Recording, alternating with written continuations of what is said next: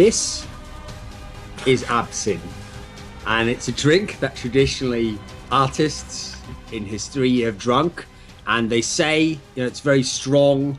It can produce like visions, apparently, and some people even claim like madness can be a result of it. And if you wanted to play fantasy esports, I think you'd be crazy if you didn't play at Alphadraft. See the way I used the props, Monty? I just happened to have that line around there. So you're encroaching on my territory now. The props are my thing, Thorin. It's good, right? It's good. So, okay. So speaking of absinthe, let's talk about absinthe first, because that's actually a very interesting topic. Because the hallucination, it was banned in America for a long time, and you couldn't get it. It's actually made from the Absinthe artemisia plant, and it doesn't actually cause hallucinations. It's just extremely alcoholic. It's like 70% alcohol, and you have to cut it with water. And when we talk about in the 19th century where in Paris and the Green Fairy and all these artists were supposedly going crazy, and it was really just drinking too much alcohol. That's actually what it was. Yeah, I think what people don't understand is to normally, I think even that bottle there, which is obviously, again, it won't be like real absinthe made from wormwood. Whatever that bottle is there, I think that's like 55% proof. So the whole point that's is actually low absinthe.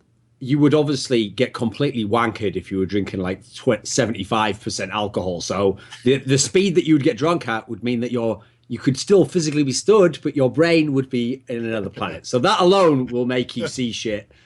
And it actually is, there is wormwood in there, but the active chemical that is hallucinogenic is in such low quantities in absinthe that you can't actually, there's not going to be any kind of actual interaction there. Although, what's interesting is I do actually have, in Korea, there are a lot of shamans in Korea, and the wormwood equivalent, there's a different kind of artemisia strain here in Korea, plant that is a shamanic herb. And if you make a tea out of this herb, it gives you really interesting dreams, I have discovered. It's not a drug. It's not making you hallucinate. It just, if you drink it as a tea before bed, it gives you very interesting dreams. So there you go. More exciting facts about absinthe and wormwood. Now I understand what's going on here, because you've obviously been having some of that to relax of an evening, and then the next day when we would meet up for brunch, you kept telling me like, "Oh, Overwatch is actually going to be a huge esports game. I'm thinking of actually like branching out. I'm probably going to move into that eventually, and it'll be a huge game. So you should come along with me. Like all of us in esports should go to Overwatch." And I was like, "You mean that game that's like a bad version of like TF2 crossed with something else that didn't succeed in esports?" You're like, yeah, that'll be really good. I was just thinking about it last night when I had my special Monty's bedtime drink. It's carving drink. Like, see, that just makes me think, Monty, that when you're out of control, when you're off on one of your rants, when you're on your moods, someone, your significant other just comes in with a cup of that, like, "Come on, let's settle you down now." And then they tuck you in, you just drink that, and then gradually you're just like, "I'm not going to go to sleep yet." And then your eyes just close gradually. You're not even in bed, you just sat up like that, and then they just find you in the morning with the little rug on. So thanks for making me sound like a morphine addict there. I think it's good. So okay, in the world of esports, specifically League of Legends, I mean, it'd be good if we just did this whole show about another esport, like just fucked it and said, do you do like Dota 2 or something? Why not? So put your hand in front of the camera, by the way, it's all blurred. So there's obviously tons of contests. Now, LCS has begun. Like, as we're recording this now, day one is almost finished.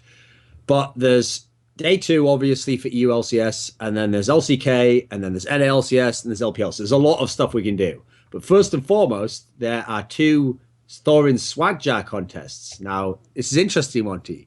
They cost $10 to enter, and you can win thousands. There's one for NALCS, there's one for EU LCS. Does that mean that they have just not given you a contest, Monty? They're working on it right now. So okay, yeah. The Braggart Corner will be returning. Okay. See, I feel like what they did, it'll be a little bit later than yours, but it will also be more popular and of superior quality. Okay. See, what I think actually happened was they realized, it's not really like a 50-50 workload going on here in this sponsorship. So they're like, you know what, let's just double up and give Thorin 2. And then eventually, we'll give Monty one because that's kind of like how he works in terms of Alphadraft. Like eventually he does do his requirements like right at the end and just do one instance and go, can I have the money now? So it's kind of a metaphor. I'm like the hard-working guy down in the trenches day after day, just putting together these contests. I very egalitarian. A lot of people can enter my contests. Costs a low amount, but the rewards are very high. Well, the rewards are relatively mediocre. And also, you are currently doing, the work to be very viable. I actually did it in the past to make myself more popular than you. So it's just I'm enjoying the payoff of previous hard work now. But you just stay down there in the trenches there and keep on working your way up. You certainly did do a very specific type of work to get where you are in this industry, Monty. You really used your head. So, listen, I've heard that that's just how it is in League of Legends. I come from an old school game, we're not like that. Not that there's anything wrong with that. And so, whatever you had to do to get ahead, Monty, or vice versa. So, okay, let's start with one of the contests. So EULCS is already underway. So EULCS Day 2 will obviously be tomorrow. It's in about 17 hours as of the recording of this. So it should still be up by the time most people watch the VOD. And the games tomorrow, there's 5 of them. Let me see. Yeah, 5. So the first one's Vitality Origin, Elements Giants, Fnatic Unicorns of Love, Splice Rockat, and Gamers 2H2K. So we'll start with the first one, Vitality Origin. Are players from either of these two teams some that you should pick for a fantasy contest, do you think? I imagine there must be a couple in here because there's obviously not a bunch of big names. Well, I actually haven't seen. I just woke up and the EULCS just ended, so I haven't seen the games yet from this most recent day of Europe. So maybe a little bit tough for me to make recommendations, especially since Origin has been a little bit iffy, especially Soaz's scoreline. I can tell you from picking Soaz and several of the other Origin players that their scores have been pretty sad so far, but they were much better today in terms of stats. Hopefully they will do better in the coming weeks. Typically, I can tell you that as of last season, as we get into this season, Sven, aka Niels, is one of the highest players when it comes to fantasy points. So he should be, I think, worth it again, especially since he's not even the most expensive right here. He's behind Forgiven and Reckless. But Vitality also seems to be doing all right. They did lose their most recent oh no, they won versus Splice, but they did lose one game in week 1. But they've looked pretty clean ever since. If you think that they will overcome Origin, because obviously, Origin hasn't started that well. They are supposedly the better team. Then yeah. Kabashad's pretty reasonably priced, actually. He's the 4th least expensive top laner, and actually Shook is the second from bottom in terms of jungler. So if you actually think they'll win the game, Kabashad's probably a good pick, right? Yeah, definitely an option there if you're going to be taking fantasy players, but I think Origin is going to win this. I think this is the big week where Origin bounces back. So I would actually load up on some Origin players. Again, Sven almost always does well. So last week I think was an aberration for him, and I'd take him again. So, okay, here's where we really put you to the test, Monty. Who will win between Elements and Giants? Oh, God. Who will win? Elements has been doing better than expected. They did beat Rockat, but it was an extremely long game. But that's kind of what you want. Remember, in fantasy, we want these long, long games. Elements with Mr. Raleigh did get a lot of fantasy points this week. Do you think this game could be a good show yes. then? I think it's going to be a giant shit show, Thorin. So out of all the matches that are going to be happening in Europe on this particular day, this is probably the most likely to be a mess, although Splice versus Rockat could be very interesting. I think that if you're going to be, this is one of those games where you could take a couple players from both teams, play them off each other if you're going to be in a tournament, and you could just go ahead and do very well in the tournament because the number of kills and deaths in this game is going to be so high on both sides. like it was kind of in the Rocket versus Elements game, that you could actually outstrip perhaps the H2K Splice game if H2K comes in and does very well. Yes, I know Splice is undefeated, or G2 rather, or Splice is, you know, uh, they've been a little bit up and down so far, but they're still actually looking for that first win. So that could be a very clean game for H2K. So, okay, you said Mr. Rallis, and obviously he is quite cheap. What about other players from either of the two teams? Who do you think is worth it? I mean, I think. traditionally, Pepinero was good. Oh, well, Should Pepinero that and carry actually over? Adra was super good in fantasy last season, but I think that from what we've seen thus far, Adra has kind of been exposed in this season, and he actually has done not that great. He did okay on Corky versus Gamers 2 a little bit ago, but not I'm not so sold on that particular one. I think I'd rather go with Mr. Rales and try and take that particular player. Um, Elements is just kind of a mess. So, who will win what I like to term the best matchup in Europe, Fnatic versus Unicorns of Love? A true classic, if ever there was one. In many ways, the new El Clasico, I believe, in League of Legends.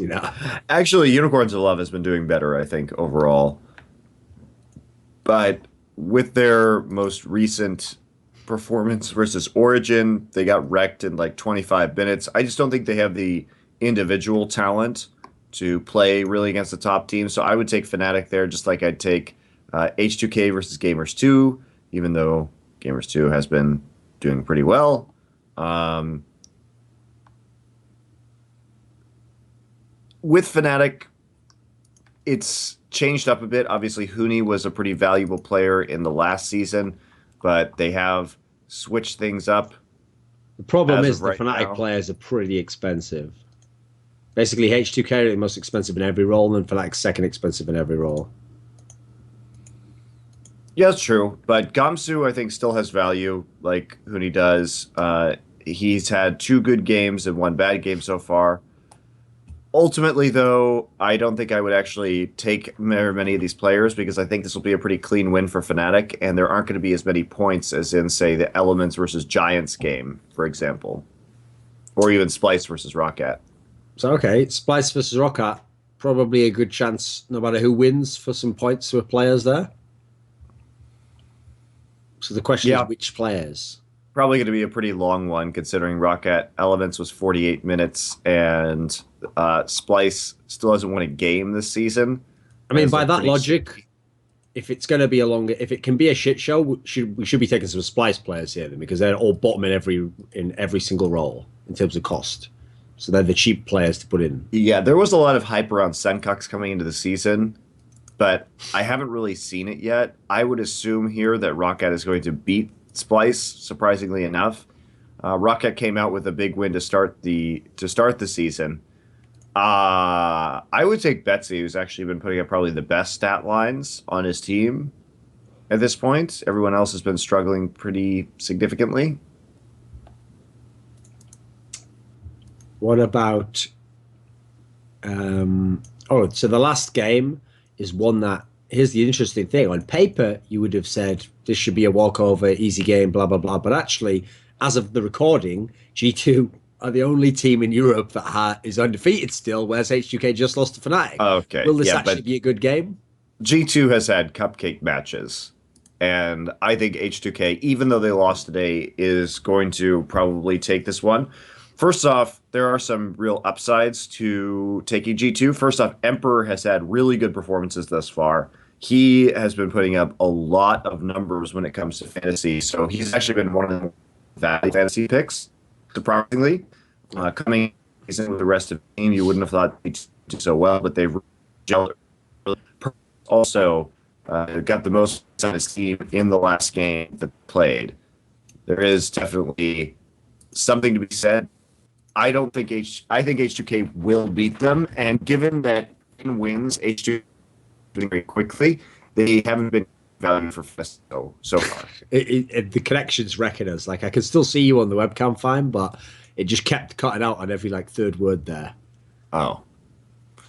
I just said H2K has been clean in their wins, so they haven't been so good for fantasy point purposes so far. I think they're going to win this one, even though H2K has been undefeated, but they've also had relatively easy matches. I have to say, I've got to give props to Kikis, right?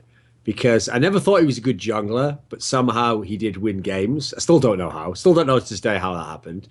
I thought, well, if he wasn't a good jungler, no point going top lane, mate. He's gone top lane, his teams win all the games. He really is like the ultimate example of that thing where I'm the one who's saying, like, he can't keep getting away with this. Like, this should not be allowed to happen. The universe, eventually isn't the ball supposed to bounce back the other way or whatever shit sports metaphor we're going to use in this particular scenario? Like, apparently not. But he's a very, very cheap, actually.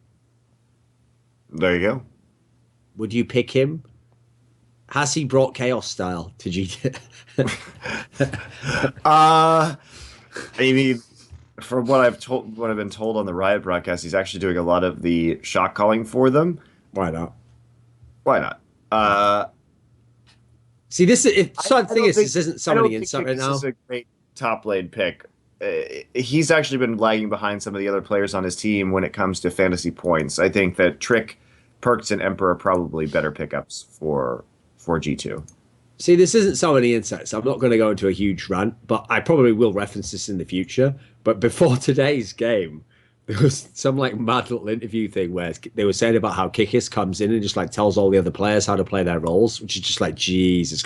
He actually thinks he's like Apto now, who can play like 5 roles. Like, yeah, all right, guys, I've mastered all the rules. Like, mate, you haven't even mastered your original role. You fucking quit doing that. Like, what are you doing? I just love, have you noticed, Monty, that actually that whole like Dunning-Kruger effect works with players? Because that interview where like Xuen in China thinks he's really good, and then Hitong also thinks he's like a good player and not many mid laners can match with him. It's like if you are actually bad enough as a pro, you think, well, actually I'm really good. I can't actually see much of a difference between me and all the other players because he's so bad. You can't recognize what the gap is between you and the others. So it's an interesting concept there. Right, so that's EULCS. We've got a few to do here, so let's go on to another one. So we'll do NALCS now. So in NALCS, there are, it's going to be 5 matchups for all of them, isn't it? So first one is Tip versus C9. So that presumably should be a walkover. Yes. I think that if you take people against Tip, you should be taking teams that are going to, of course, they're probably going to lose most of their games. So not just the teams that will beat them, but the teams that might not close out efficiently. I think if C9 runs high, that it'll be pretty easy for C9 to close, and I don't know how many points they're going to get. But C9 hasn't been as clean with Rush this season overall. But still, Tip, you might be tempted to take players playing against Tip, but it has to be somewhat of a sloppy closure in order to justify a lot of these fantasy points. So it's a guaranteed thing, but it's also maybe not the highest point total you could go for. If you're playing a 50-50, then I would take some C9 players here just as insurance. But if you're going to be playing a tournament, you're unlikely to win the tournament, I think, with just the taking players against Tip. I mean, even if C9 was somehow to lose, it's hard to imagine Tip would close not so clear. Like, you have to imagine if you just if C9 loses, that's the thing is trying to pick players in an upset match for Tip could be actually huge value, because that could be a real mess of a game with a lot of kills. Okay, so which Tip players in this scenario would you pick? Because obviously they're the cheapest. So who's actually good? I don't know. Jungler maybe? Proxy? First off, we haven't actually seen the Koreans play yet on Tip, so they weren't involved in the first weekend of competition. So it's really hard to say. I don't even know if they're going to be playing this week. Okay, so then we have TSM Immortals. Now, potentially, could be a fantastic game. Is this a high-level shit show? which I'm sure is not the way Riot would like us to describe this, but this isn't a Riot show, so it's also NA, so that goes without saying, right? okay, it's an advanced shit show. Okay. Immortals has been very quick in how they close out games. They did have a couple easy matches in the first week, and TSM has looked not awesome so far. I would say Immortals wins this, but I also think it's not going to be that high kill overall. Well, here's the interesting thing is that because TSM haven't done super well, actually their players are sort of middle of the pack in terms of salary. So you could potentially get a super good player for not that much. Yeah. Again, Doublelift is a fantasy monster. He always has a huge fantasy score. He was one of the top 3 players in fantasy esports last season for Alphadraft. So if he starts going off, there is potentially a lot of points to be had. I also like the bottom lane of TSM versus Immortals bottom lane. I think that TSM has the edge there, especially in the laning phase. There's a possibility that TSM wins this match, even though I think it's maybe unlikely. So Team Liquid against CLG. Will CLG win this game?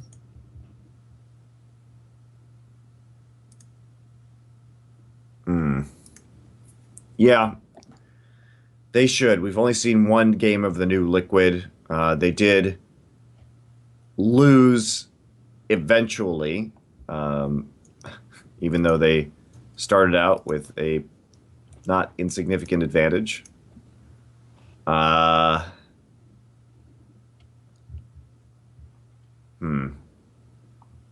They did nearly beat TSM, but they couldn't close, which means that I think Liquid is ripe for fantasy picks because they're guaranteed, I think, to have longer games, even if they do well in the early game. Also, Dardoch is extremely cheap right now as a hyped player. Piglet pretty cheap. Piglet is extremely cheap. Actually, this is interesting. This one could have a lot of kills. So Piglet could be really good value here. I think they're underrating Liquid, who came off that near win against TSM. And they actually, I think, had a better stat line and more fantasy points, even in a loss. Okay, and then Dignitas plays Renegades. This is a great week for Renegades Fantasy, actually, because we're playing both Dignitas and Tip. And obviously, Freeze has always been a huge fantasy point monster, even from his days on Copenhagen Wolves. And this is a great week for Freeze.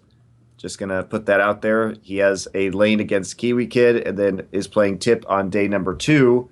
And given the fact that the team has had trouble closing out games, and last week in particular, drafting the team, not even just Freeze, but the team just as an entity, which, of course, you can pick, was very beneficial because the game against Liquid, it took us 4 Barons to close, which is a huge amount of fantasy points for a team. So I think this is a week that picking Renegades players could be really, really helpful, particularly Freeze and Remy. Okay, and then the last game is NRG Fox, and Alphadraft itself is telling us NRG will body them because most of the Fox players are quite cheap. So if you want Froggen for 7,200, I know I'll be losing money picking him, Monty. So. Well, GBM was the MVP of last week. He's not as expensive as Jensen, given the matchup versus Tip that C9 has. I think NRG should win this one handily. Moon is actually relatively inexpensive as far as junglers go. He's 4th down on the list, so he might be a good pickup. Yeah. Altec also may be worth your time to grab here. None of the energy players are really top in terms of salary at their position, but I think they are really, really likely to win this. Impact is the only one who's up there after his first week performance, but GBM, good value. Altec, good value here for sure. Okay. So do we do the NLCS day 2 even though they don't have the contests up? Do we just like... Sure, let's talk about it. Because as far as I can tell, yeah, they don't put the contests up yet, so I'll just have to have a look on... just at what the actual matchups are. Yeah, it's TSM versus Dig to start off. Dignitas is actually kind of underrated here. I think if you take Smitty J or Last season, Apollo actually did do well when it came to fantasy points, and grabbing him may be useful, but against TSM, probably a little bit of a long shot. Dignitas is a better team, though, than I think most people think. Okay. They did beat CLG last week. They've looked like they've been improving over time. I know this from, we talked about this on SI, but from looking at some of their results in practice. I think Dignitas could actually take this one. This is definitely a chance for an upset here. So the hype match is obviously NRG Immortals. Yes. Is this one where it could take players on both sides? No, because it's probably, if one team wins, they're probably going to close it efficiently. So I don't see this being a super long or high kill game. I would be a little bit reluctant here to start taking players from either team. First off, because I don't know who's going to win, which makes it unstable. And second off, the winner probably isn't going to be putting up quite so many points as, say, the Echo Fox Liquid game that's going to be happening later in that day. I don't know who's going to win that one either, because both these teams... Do CLG, C9, or Renegades Tip have any value? I hope not, Thorin. I hope we just kill them quickly and easily. But again, Renegades hasn't been very good at closing, so good fantasy picks. And like I said, Freeze is going to be probably a very solid pick this weekend. Depending on the pricing of the CLG players, I feel like there might be value there in the C9 game. There's a possibility of that, yes. CLG could come up. Xmithy actually could be a good value as a jungler, considering that he's been improving pretty dramatically. But other than that, I don't know if I'd take who he... Darshan did very well in his Jax game to start off the season versus TSM, and if they start playing more split-push champions, he may be one of the better top laners to pick up. So then we also have... In LCK, we have a bunch of matches here. So let me see. We've got one, three. We have 4 best of 3s as far as I can tell. Yeah, there are 4 left. So here's where we find out if you actually believe the hype of Samsung, who I noticed, by the way, that didn't even survive till the fucking VOD came out, Monty. Didn't even survive till the VOD came out, mate. Okay, enough about that. Can Samsung do anything against SK Telecom? Can they win a game? What didn't survive until the VOD came? What, did you miss CG Enters fucking banging their heads in? What? No, CJ just beat Spenu. Oh, that's right, yeah. Who am I thinking of then? Who did Samsung play? They won their last match. They're still undefeated. I'm thinking of. Oh, well. Can they win a game against SK Telecom is the question.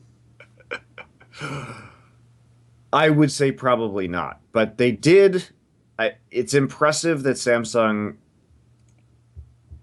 came out and beat Longzhu, but SKT is going to be a different beast. I think they're going to be pretty upset after their most recent loss to Jin Air. So I don't think we're going to see substitute players like we saw in Game 1 versus Jin Air. I think this will be an elementary defeat. And obviously their players are so expensive, including Faker, the most expensive player in the entire league.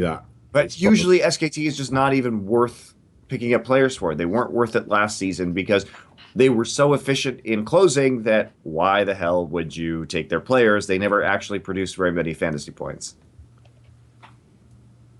Do you think it is possible that Free CS can do anything against Jin Air? Because their players are incredibly cheap, obviously. I like how you call them Free CS. Why not? That's what I call them, mate. I don't call them freaks. That doesn't even make sense. Free CS. That's what they are, right? Well, that's what they've been so far in the early part of the season. Yeah, Jin Air has been on a bit of a roll, obviously taking out SKT, winning their after they started losing to Longzhu. They've won their last couple of matches. I think Jin Air should take this, assuming Trace starts. Trace could be really high value. He's the 4th highest top laner, but if he continues to play Quinn and Graves and really stack up a lot of these kills, then he should be very high up there when it comes to picking. I think Trace is moving more towards a carry role on Jin Air. He's been having an excellent season, and he should be a priority for you, I think, in this matchup, especially because he's up against Ixu, which makes him even more attractive. So I feel like the next two series is where people are going to make most of their players from because you've got two dog shit teams, EM Fire and Spenu, who obviously are going to be very cheap, and then you've got the two good teams potentially playing each other where you can pick your big carries. So on EM Fire Spenu, we're probably if we look at the matchups, we're probably going to have to pick some players from these teams. So who is actually worth picking? Well, yeah, this is one of those games where you could, if it goes to 3 games, which it very well might, Spenu not looking like they're going to be repeating their Kespa Cup performance anytime soon this season after their loss to CJ yesterday in some really bad games of League of Legends. So Spenu and EM Fire might have a closer showing than we initially thought. Sasin might be a good pickup if he carries Spenu here. He's not very expensive. I think Spenu's still going to take this, but again, it could go to 3 games and it could be quite messy. So Sasin and Nuclear going to be probably your best pickups. There's an outside shot that Soar plays some carry out of the top lane. If he gets Riven or he gets a mechanical champion, they could try and work with that. Flawless also has had a good stat line in this season for a jungler, and if he gets Lee Sin, could put up some good points there. So there's, especially Crush is probably one of the weak points. I take Flawless here. Spenu, Flawless should have an easy time. So even though Longju has a lot of hype around them, and obviously they are a brand new lineup, so they could still be improving as we go, isn't Rox L Longju a matchup where you just want to lock in Smeb?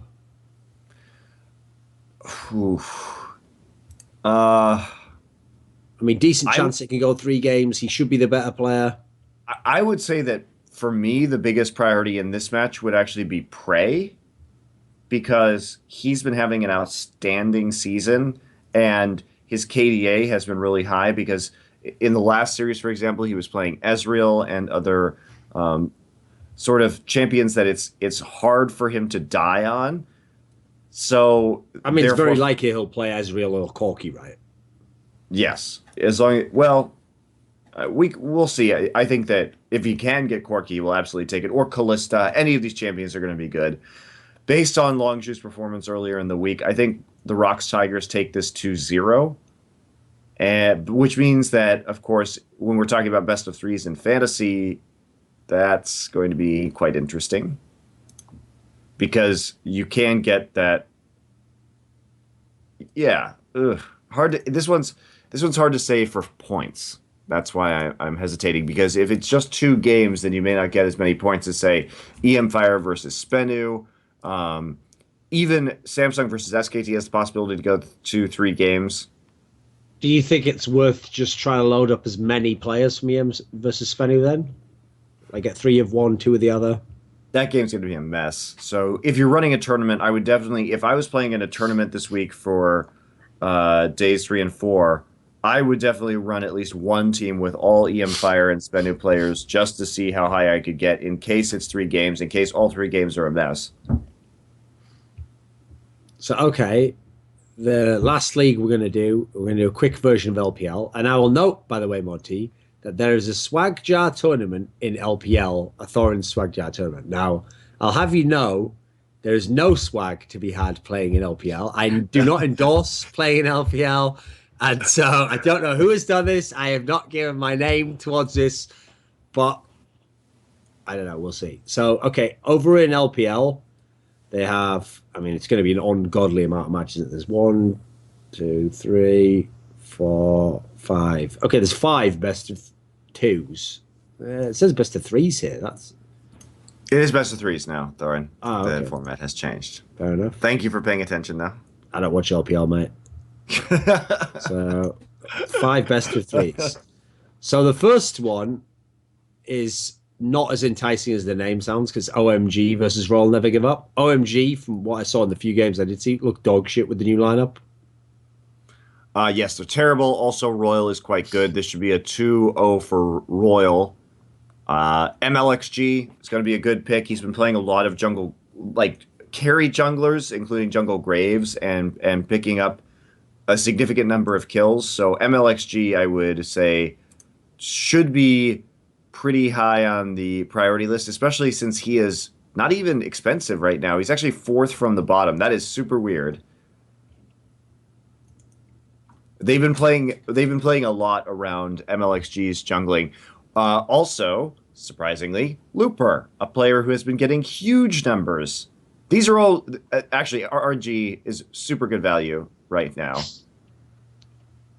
So elsewhere, we have Invictus Gaming against Hyper Youth Gaming. Oh And God. so far, we haven't. I mean, Invictus Gaming only played that one game because of that mad circumstance where they like haven't played the other game against CDG. I don't know how that's possible, but it's China, so they've played part of a best of three, which will be resumed at a later date.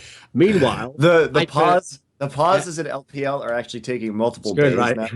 Meanwhile, Hyper Youth Gaming lost to OMG, who we just said is terrible. So shouldn't this be a win for IG? It Basically. should, but what a mess this is going to be. Please don't take Kid, their jungler. Rookie is probably your best bet from IG. Hopefully he'll get some points, but he's also super expensive. I think Royal is definitely your better bet because both those games are likely to be 2-0s, I would assume. And Royal at least, I don't know. So I Ugh, feel like the Royal next is one, cheaper. I think the next one might be underrated though. Snake versus Energy Pacemaker, because Energy Pacemaker isn't as terrible as the name would suggest from the past. Actually, it seemed like they weren't as god awful. I mean, they don't have any players, aside from Gimgoon. That's it. But they they could win a game here. Oh God. And Snake, obviously themselves, I have to say I don't know strange enough team. about these teams because it's we've only seen the first week of LPL competition to make informed recommendations about this. So Gu are supposed to be one of the best teams, and the team they're playing, Masters 3, obviously lost to the most notable players we knew, which was Dade, Looper, and they have the Raphael guy, who used to be on some bad teams, including Zenix back in the day. Is this a worthwhile matchup? I think Gu like they have been on such a roll recently that I would certainly attempt to take them if at all possible. They have yet to lose a game in the league. Um, M3 is probably not going to put up much resistance at this point. Sure, Raphael is there, but In LPL, since a lot of the matchups are always so hard to predict, is it better to take like the sure thing, or should you actually, as a result, be trying to get I crazy upsets and just hope that you luck out on all the points? I don't know, especially since it's gone to the best of three format. Now, granted, many of the results, most of them have been 2-0s so far. So it's been a little bit strange. We haven't seen those splits. Like we almost always saw splits 1-1 in the last season. Now teams actually closing out a best of three efficiently. I think this is an easy win for QG. So, okay, in the last matchup, we have LGD versus World Elite, which in a sane world would be an obvious one, but that might actually be a 3-game series, right? It definitely could be. LGD has lost to Snake and QG at this point. Those are, I would say, harder matchups than what we've seen from WE. I think this is going to be a win for LGD. They'll get it together this week and actually perform. So hopefully Imp comes back and does something good because that would be nice to see him go off again, especially since he was typically a good fantasy player. So I would say Imp is going to be a good AD carry choice this week, but he is very expensive. Okay, I think that's about the end of the show. Thanks to Alphadraft and all that. Oh, yeah, but remember to always play by the numbers.